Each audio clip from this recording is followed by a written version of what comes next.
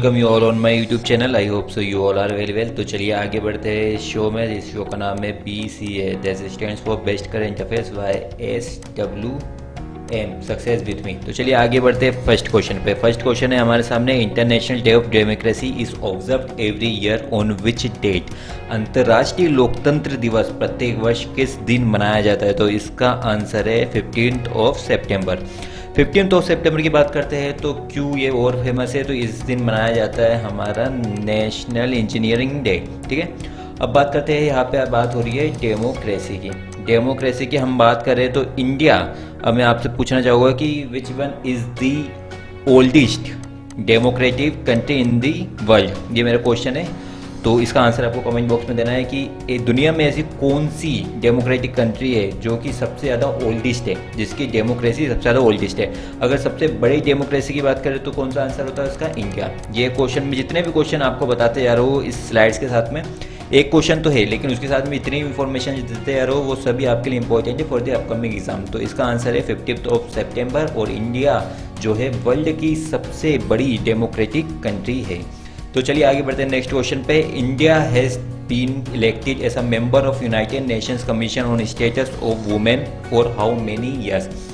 भारत को कितने वर्षों के लिए यूनाइटेड नेशन ने जो कमीशन है ऑन स्टेटस ऑफ वुमेन, उसके कितने साल के लिए ऐसा मेंबर इलेक्ट किया है? तो इसको समझने से पहले आपको एक बात बताता हूँ कि इको एसओसी क्या होता है। इको एसओसी का फुल फॉर्म होता है इकोनॉमिक एंड सोशल काउंसिल। ठीक है, ये सी है, इकोनॉमिक एंड सोशल काउंसिल। तो ये जो एक ऑर्गेनाइजेशन या जो इंस्टीट्यूट होता है, इसके अंदर बहुत सारे कंट्रीज रहती है जिनको मेंबर बनने का मौका मिलता है। अब बात करें कि कौन कौन ने इसमें पार्टिसिपेट किया था, या कहे कि किस किस को बुलाया गया था यहाँ पे शामिल होने के लिए। तो पहली कंट्री का नाम था Afghanistan, second one was India and third one was China. अब बात करते हैं इसमें से कौन कौन सिलेक्ट हुआ। अफगानिस्तान मेंबर बन चुका है, इंडिया मेंबर बन चुका है, बट चाइना मेंबर नहीं बना। Yes, China is not the member of इकोसोक। ठीक है, तो अब इंडिया अगर मेंबर बन चुका है तो कितने साल के लिए मेंबर बना है? तो इंडिया को मेंबर बनाया गया है 4 साल के लिए। तो चलिए आगे बढ़ते हैं इस क्वेश्चन में। The United union government has band the export of all variants of which vegetable with immediate effect. Bharat सरकार ने, केंद्र सरकार ने किस सब्जी की सभी किस्मों, जितनी भी टाइप की वो सब्जियां आती है, के निर्यात पर तत्काल प्रभाव से प्रतिबंध लगा दिया है। अब एक्सपोर्ट, जैसा कि आप सभी को पता है, इंपोर्ट मतलब जो चीज़ बाहर से आती है, एक्सपोर्ट मतलब जो बाहर जाती है इंडिया के। तो ऐसी कौन सी चीज़ है जिसके लिए इंडिया ने कहा है कि अब वो बाहर नहीं जाएगी, उसका एक्सपोर्ट नहीं करेगी? उसका आंसर है प्याज। यस, इंडिया ने बैन कर दिया है प्याज को। अब प्याज को क्यों बैन किया है? इसका आंसर सिंपल सी बात है, ताकि इसका ज़्यादा से ज़्यादा प्रोडक्शन इंडिया में हो सके। तो नेक्स्ट क्वेश्चन जो हमारे सामने आता है उसका आंसर पर जल्दी जल्दी जाते हैं। Bangladesh commerce minister has given special permission for traders to export which variety of fish in India. Bangladesh वाणिज्य मंत्रालय के ने व्यापारियों को भारत में किस प्रकार की मछली का निर्यात करने की विशेष अनुमति दी है? अब ये अनुमति क्यों दी है?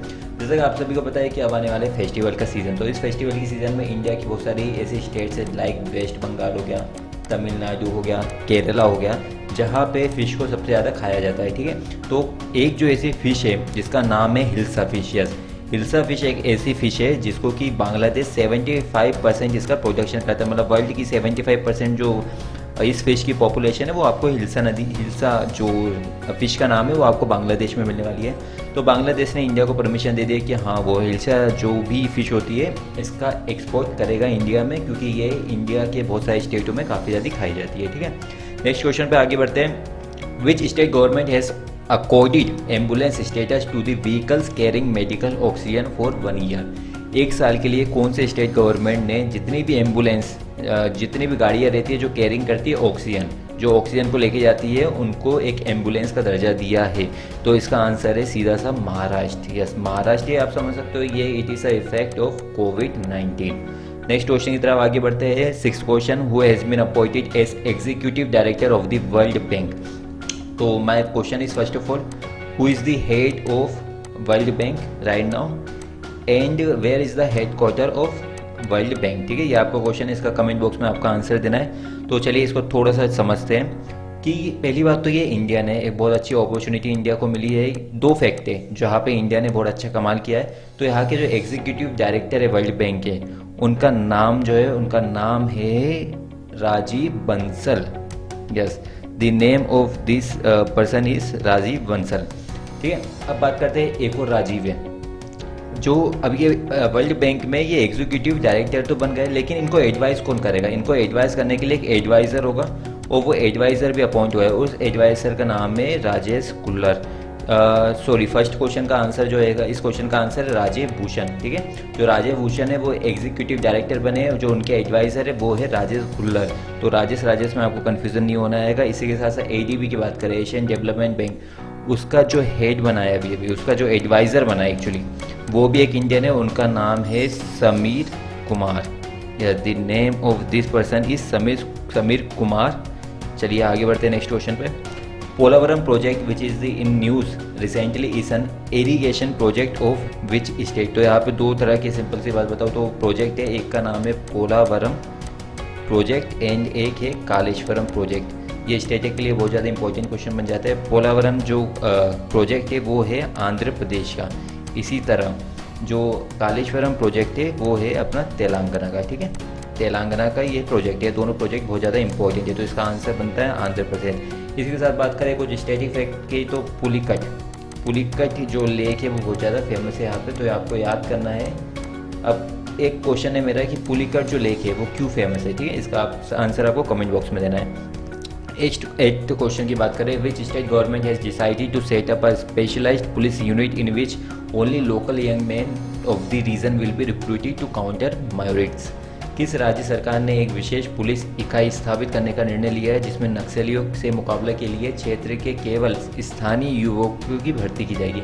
मतलब इसका आंसर है, सिंपल सी बात है, ऑप्शन अगर इस टाइप का क्वेश्चन आए तो आपको चूज़ कैसे करना है। बिहार इतना ज़्यादा नक्सलाइज्ड है पर इतना भी नहीं है, झारखंड है अच्छा खासा है, छत्तीसगढ़ भी अच्छा खासा है, लेकिन उड़ीसा बात करें तो ये बिल्कुल भी नक्सलाइज नहीं है, तो इसको हम क्या कर सकते हैं, एलिमिनेट कर सकते हैं। तो इसका आंसर होने वाला है छत्तीसगढ़, क्योंकि छत्तीसगढ़ में एक जगह बस्तर जो अभी आजकल काफ़ी फेमस है बिकॉज ऑफ नक्सलाइज्ड एरिया। नक्सल जो है वहाँ पे बहुत ज़्यादा आगे बढ़ चुका है, तो यहाँ पे एक ऐसी फोर्स बनाने जा रहे हैं जिसका नाम होगा बस्तर स्पेशल फोर्स। ये जो फोर्स होगी इसमें लोकल के पर्सन को लिया जाएगा। ठीक है, नेक्स्ट क्वेश्चन पे आगे बढ़ते हैं। Name the person who has been appointed as the chairman of high level committee constituted by government of India to prepare road map to regularise land leasing in agri sector. उस व्यक्ति का नाम बताइए जिसे उच्च स्तरीय समिति के अध्यक्ष रूप में नियुक्त किया गया है।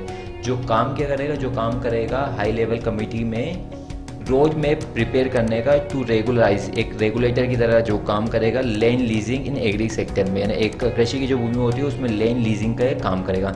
तो इस क्वेश्चन का आंसर है अजय तिर्की। ये बहुत ज़्यादा इंपॉर्टेंट क्वेश्चन बनने वाला है for the upcoming RRB, PO and clerk exam and NTPC exams. ठीक है, नेक्स्ट क्वेश्चन की तरफ आगे बढ़ते हैं। Food safety and standard authority of India, जिसे FSSAI के नाम से जाना जाता है। तो मेरा क्वेश्चन ये है आपसे कि इसका हेड कौन है? ठीक है, बहुत ज़्यादा इंपॉर्टेंट क्वेश्चन है। Formed a 7-member task force for framing guidelines for vision food recently, who is the CEO of FSSAI। भारतीय खाद्य सुरक्षा और मानक प्राधिकरण ने तैयार करने के लिए 7 सदस्यीय टास्क फोर्स का गठन हाल ही में किया है, जो काम क्या करेगा, शाकाहारी खाद्य पदार्थों को दिशा निर्देश देगा। तो आपको बताना है कि FSSAI का CEO कौन है? तो इसका आंसर भी है अरुण सिंघल। आप बड़े ही कोरिलेट करके याद कर सकते हो, जैसे मैं याद करता था कि इट इज़ अ सिंगल, एक ऐसा सिंगल पर्सन है जो FSSAI जो पूरे जितने भी खाने हैं उनको टेस्ट करता है। तो आप ऐसे कुछ भी ट्रिक बना के याद कर सकते हैं इसको।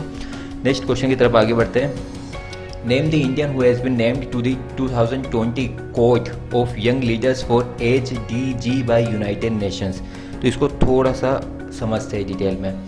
हुआ क्या था कि दिल्ली का एक पर्सन था, ठीक है, दिल्ली का एक लड़का था जिसका नाम है उदित सिंघल। उसने क्या करा था, उसने ये करा था कि जो ग्लास वेस्ट होता है यानी कांचों का जो कचरा होता है उसका खतरे को बचाने के लिए एक ज़ीरो वेस्ट इकोसिस्टम बनाया था। ये बनाया था उसने दिल्ली में। इसी वजह से उसको यूनाइटेड नेशन ने यंग लीडर्स फॉर SDG का फुल फॉर्म क्या है, सस्टेनेबल डेवलपमेंट गोल्स, हमारे 17 सस्टेनेबल डेवलपमेंट गोल्स बनाए हैं यूनाइटेड नेशन ने। तो उसमें अवार्ड मिला है 2020 कोड ऑफ यंग लीडर्स का अवार्ड इनको मिला है। उदित सिंघल इसका आंसर है। ये पर्सन है, आप यहाँ पे देख सकते हैं, he is the one. And यहाँ पे कोई इवेंट के लिए गए थे, वहाँ का सीन है न्यूजीलैंड का। नेक्स्ट क्वेश्चन की तरफ आगे बढ़ते हुए has been presented the first ever AICTEV in virtually best teacher award 2020। अब इसके बारे में थोड़ा सा डिटेल में आगे बढ़ते हैं। समझिएगा इसे कि ये चल क्या रहा है। AICTEV जिसका फुल फॉर्म है all India council for technical education. Yes, it is the full form of this trophy या कहे कि अवार्ड, इसका फुल फॉर्म है। ठीक है, अब इसको दिया किसने है? तो सिंपल सी बात है, हम थोड़ा सा दिमाग अपना लॉजिक लगा सकते हैं कि हमारे यूनियन मिनिस्टर कौन है ऑफ एजुकेशन के, जिनका नाम है रमेश पोखरियाल निशंक। इस पर्सन ने अवार्ड किया था, इस अवार्ड को प्रेजेंट किया था। ठीक है, अब प्रेजेंट तो किया था, तो कब प्रेजेंट किया था? इन्होंने प्रेजेंट किया था on engineering day. On engineering day पे इन्होंने इसको प्रेजेंट किया था। तो इसमें प्रेजेंट तो किया, तो कितने अवार्ड दिए गए थे? क्वेश्चन सिर्फ क्या था आपको कि इसने प्रेजेंट क्या किया, तो इसका आंसर है प्रेजेंट किया है रमेश पोखरियाल निशंक ने। बट एग्जाम में कैसे क्वेश्चन बनते हैं, उनको पता है कि करंट अफेयर्स का ये क्वेश्चन है, लेकिन वो क्वेश्चन पूछेगी कि कितने अवार्ड्स दिए गए थे, तो इसमें आएगा आंसर 12 अवार्ड्स। ठीक है, ऐसी चीज़ें को आपको कोरिलेट करना है। 13 क्वेश्चन है, who represented India at 6 BRICS communication ministers meeting held virtually. Virtually क्यों लिखा है सबसे पहले क्वेश्चन यहाँ पे? What is the reason for virtually having the meetings? Because कोविड-19 मिल नहीं सकते ना physically, that's why the meetings are going to be held in virtually form. ठीक है, अब इसमें इंडिया को किसने रिप्रेजेंट किया है? ठीक है, सबसे पहले ब्रिक्स की बात करें तो यहाँ पे 6 मेंबर कंट्रीज होती है, जैसा कि आप सभी को बताएगा। कौन कौन सी? ब्राज़ील, 6 नहीं 5 कंट्रीज होती है इसमें। कौन कौन से? ब्राज़ील, रशिया, इंडिया, चाइना और साउथ अफ्रीका। ये पूरे वर्ष जो है ना, इसी से आपको चीज़ें समझ में आ जाएगी। तो इनकी कम्युनिकेशन मीटिंग हुई थी, जिसको किसने करवाया था? तो ये भी एक अच्छा क्वेश्चन बन जाता है। इसको करवाया था deputy minister of digital development, communication and mass media of Russia. Yes, Russia ने इसको करवाया था। ठीक है, अब इसके बाद आती है कि इसमें इंडिया को किसने रिप्रेजेंट किया था, इंडिया की तरफ से कौन गया था? तो उन्होंने, जिन्होंने किया था उनका नाम है संजय धोत्रे। यस, संजय धोत्रे थे राइट आंसर, जिन्होंने इंडिया को रिप्रेजेंट किया था ब्रिक्स की 6th मीटिंग में। एक और इम्पोर्टेंट फैक्ट यहाँ पे बन जाता है कि इंडिया कब इस चीज़ को होल्ड करेगा या इसको होस्ट करेगा, ब्रिक्स की मीटिंग को कब होस्ट करेगा, तो इसका आंसर भी आपको देना है। चलिए मैं बता देता हूँ इसका आंसर है कि इसका आंसर है 2021, यस 2021 में जो है वो इंडिया इसको होस्ट करने वाला है। चलिए आगे बढ़ते हैं। जैसे कि आप सभी देख सकते हो यहाँ पे कौन कौन है?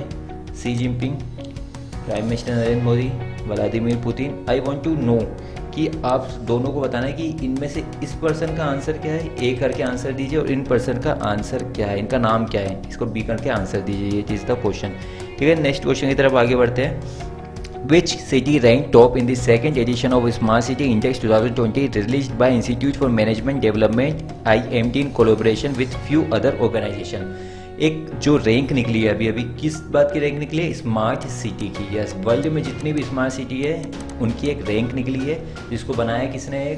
IMD ने। तो इस क्वेश्चन, ये जो क्वेश्चन है ना, यही आ सकता है आपके एग्जाम में। एग्जाम में क्या पूछेगी? Second edition of smart city का इंडेक्स जो है वो किसने बनाया? तो इसका आंसर आएगा IMD। ठीक है, अब in collaboration with few organisation, उससे हमें कोई मतलब नहीं है, पर हमें ये देखना है कि इस जो लिस्ट में टॉप किसने किया है। तो चलिए पहली बात तो आपको बता दूं मैं कि ये सेकंड एडिशन होने वाला हुआ था। इसको SCI के नाम से भी जानते हैं। SCI मतलब स्मार्ट सिटी इंडेक्स। पहली बात तो इंडिया में 4 स्मार्ट सिटीज़ है, जैसे कि आप सबको पता है, न्यू दिल्ली, मुंबई, हैदराबाद एंड कर्नाटका। ठीक है, कर्नाटक नहीं सॉरी बेंगलुरु, जो कर्नाटक में पड़ता है। लेकिन इन चारों सिटीज़ की जो पहले रैंक थी फर्स्ट एडिशन में, वो अब नीचे आ चुकी है। उसका रीज़न क्या है? कोविड-19 की वजह से वो नीचे आ चुकी है। अब बात करते हैं कि इसको टॉप किसने किया है। ठीक है, सिंपल सी बात है, जैसे कि आप सभी को पता है कि इस टाइम जो सबसे ब्यूटीफुल कंट्री है या सिटी है अपनी वर्ल्ड की, उसका नाम है सिंगापुर। या Singapore is the right answer. मतलब स्मार्ट सिटी सबसे ज़्यादा वर्ल्ड की कौन सी है? सिंगापुर। अब इसको फॉलो किसने किया? तो इसको सिंपल सी फॉलो बात है कि इसको फॉलो किया है हेलसिंकी और ज्यूरिच ने। हेलसिंकी किसकी कैपिटल है? Helsinki is the capital of Finland and Zurich is the capital of Switzerland. तो आई वांट टू नो कि स्विट्जरलैंड की कैपिटल क्या है, करेंसी क्या है, सिंगापुर की करेंसी क्या है, और हेलसिंकी यानी फिनलैंड की करेंसी क्या है? इसका आंसर आपको देना है कमेंट बॉक्स में।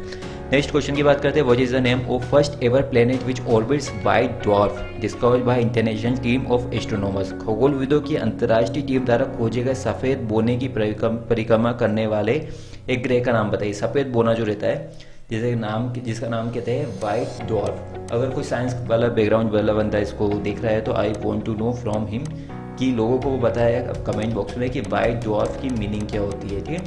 तो इसको डिस्कवर किया था। अब वो डिस्कवर्ड, ये जो सफ़ेद बोने की परिक्रमा करने वाला ग्रह है, इसको किसने डिस्कवर्ड किया है? तो first of all my question is, जैसे कि बहुत सारे लोगों को पता नहीं होता कि नासा का फुल फॉर्म ही क्या है। लोग नासा नासा तो कहते हैं, लेकिन उनको नासा का फुल फॉर्म नहीं पता होता है। तो इसका फुल फॉर्म है national aeronautics and space administration, ठीक है। इसी से रिलेटेड एक पर्सन है। माय क्वेश्चन इज़, जैसे आप सभी को पता है चांद पे सबसे पहले गया था Neil Armstrong, but who was the second person who went to the moon, ठीक है। My question is second person क्या था? तो इस क्वेश्चन का जो आंसर है, इस क्वेश्चन का आंसर है WD1856B। Yes, that is the answer. आपको याद रखना, बड़ा कंफ्यूजिंग है CDBE। तो इसका आंसर है वाइट ड्वार्फ 1856B, या इट इज़ द आंसर, ठीक है। अब एक और इम्पोर्टेंट फैक्ट आपको बता देता हूँ, ये आ सकता है इन फ्यूचर में कि इसका साइज़ क्या है, ठीक है। ये एक तो जुपिटर के साइज़ का है प्लेनेट, ठीक है। अब इसका जो ईयर है वो कितने दिन का होता है? तो इसका ईयर जो होता है वो 1.4 डेज़ का एक ईयर होता है। बहुत ज़्यादा इंपॉर्टेंट है कि 1.4 दिन का इसका होता है एक दिन। चलिए नेक्स्ट क्वेश्चन की बात करते हैं। A promised land, yes, a promised land is a memory of whom. एक वादा भूमि यानी एक प्रॉमिस्ड लैंड, ये किसके द्वारा लिखी गई है? तो it is written by Barack Obama. और ये इससे इम्पोर्टेंट फैक्ट, अब क्या क्वेश्चन बन सकता है? इससे क्वेश्चन बन सकता है कि कितनी लैंग्वेजेस में ये पब्लिश होगी। तो it will be available in 25 languages. Yes, 25 languages में कौन कौन सी आती है? स्पेनिश आ गया, अरेबिक आ गई, चाइनीज़ आ गई, फिनिश आ गई, वियतनामीज आ गई। तो इन सभी लैंग्वेज में ये आने वाली है। नेक्स्ट क्वेश्चन की बात करते हैं। Find the regional rural bank which launched as a special gold loan scheme named Vikas Laghu Swarna. विकास लघु स्वर्ण जो ये स्कीम है, 21 ग्रामीण बैंक ने लॉन्च किए है। तो ये जो लॉन्च किए, ये लॉन्च किए केरला ग्रामीण बैंक ने। आपको याद करना है, बहुत ज़्यादा बैंकिंग के लिए बहुत ज़्यादा इंपॉर्टेंट क्वेश्चन होने वाला है। ये RRB PO या RRB क्लर्क के बैंक्स में 100% देखा जा सकता है। इससे रिलेटिव क्वेश्चन क्या आ सकता है एग्जाम में कि कितने परसेंट जो इंटरेस्ट रेट रहेगा? तो इसमें रहेगा 7.5% ऑफ इंटरेस्ट रेट, ठीक है। नेक्स्ट क्वेश्चन की बात करते हैं। Who has been given additional charge as the minister of food processing industry? Harsimrat Kaur Badal resign recently. Harsimrat Kaur बादल ने रिज़ाइन दिया है ministry of food processing industry से। तो उनकी जगह पे एडिशनल चार्ज किसको दिया गया है? तो सितंबर में ये सब चीज़ें हुई हैं। देखिए, बहुत प्यारी सी बात बताता हूँ, ये क्वेश्चन आ सकता है NTPC के एग्ज़ाम में और बैंक के एग्ज़ाम में आने वाले 2 से 4 महीनों में, कि किस क्लॉज के अंदर या किस आर्टिकल के अंदर इंडियन कॉन्स्टिट्यूशन में रेजिग्नेशन को एक्सेप्ट किया गया है। तो इसका आंसर है सेकेंड क्लॉज ऑफ आर्टिकल 75, या second clause of article 75 of IC mean Indian constitution के अंदर इसको रेजिग्नेशन को एक्सेप्ट किया गया था।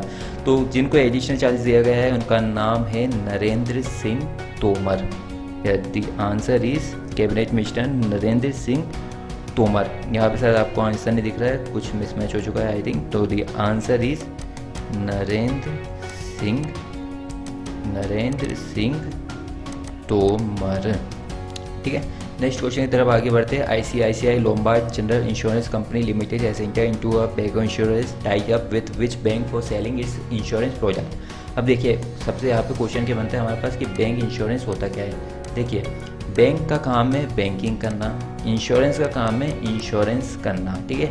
बैंक और इंश्योरेंस को आपस में मिला दिया तो वो बनता है बैंक इंश्योरेंस। मतलब जब बैंकिंग या फिर बैंक इंश्योरेंस का काम इंश्योरेंस प्रोवाइड करने लगे तो वो होता है बैंक इंश्योरेंस। तो ICICI Lombard general insurance company है, उसने किस बैंक के साथ टाई अप किया है? तो इसका नाम है यस बैंक। यस बैंक की एक इंपॉर्टेंट फैक्ट जो आने वाले एग्जाम में आ सकते हैं कि इसने किस कंपनी के 75% शेयर्स को हेल्ड किया है? तो वो है डिश टीवी के 75% को इसने अपने आप एक्वायर कर लिया है। Last question of this video is online poker platform 9 stakes, ये किसको अपॉइंट किया है अपने ब्रांड एम्बेसडर के लिए, ठीक है। यहाँ पे ऑप्शन है हमारे सामने सुरेश रैना, शिखर धवन, विराट कोहली, अजिंक्य रहाणे। तो the answer of this question is Suresh Rahane, जिन्होंने अभी रिटायरमेंट लिया है। तो my question for this question related to this question is कि सुरेश रैना, देखो बहुत स्टैटिक जो क्वेश्चन बनते हैं वो कहीं और से नहीं बनते। जो आप पढ़ रहे हो लास्ट के 6 से 8 महीने में, अगर बात करें बैंक की, लास्ट 1 to 1.5 ईयर्स की बात करें एनटीपीसी की, एसएससी की बात करें तो अप टू 1 ईयर, इसमें जितने भी करेंट अफेयर्स बनते हैं ना सीए, उनके जितने भी रिलेटेड जैसे मैं क्वेश्चन पढ़ा रहा हूँ बस वही आते हैं आपके स्टैटिक के क्वेश्चन में, स्टैटिक अलग से नहीं आता। तो इसमें स्टैटिक का क्वेश्चन क्या आ सकता है, सुरेश रैना जो क्रिकेटर है वो कौन से स्टेट से बिलोंग करते हैं, तो इसका आंसर आपको कमेंट बॉक्स में देना है कि सुरेश रैना किस स्टेट से बिलोंग करते हैं। चलिए आज का सेशन हम यहीं पे करते हैं। आई hope so you like my session and daily आपको अब इससे वीडियो मिलने वाले हैं। It is the starting of this video, आप इसको फॉलो कीजिए। आपका अगर आरआरबी, बैंक, एसएससी, जो एमपीपीएससी, यूपीएससी, जिस भी चीज़ को आप टारगेट करते हो उसमें definitely you will get more than 90% marks. तो यहाँ पे लिखा गया है डोंट वेस्ट अपॉर्चुनिटी, क्रेडिट, मतलब अपॉर्चुनिटी का वेट मत करिए। जैसे कि आप सभी को बताया कि एनटीपीसी की डेट्स आ चुकी है, सीईटी की डेट्स भी आ चुकी है या CET dates are announced, RRB bank की डेट्स आ चुकी है, एसएससी की डेट्स आ चुकी है। तो मत वेट कीजिए कि अपॉर्चुनिटी आपके पास आएगी। अगर ये अपॉर्चुनिटी है तो it will not come to you, you have to go there to achieve it. तो thank you so much watching my video, bye bye.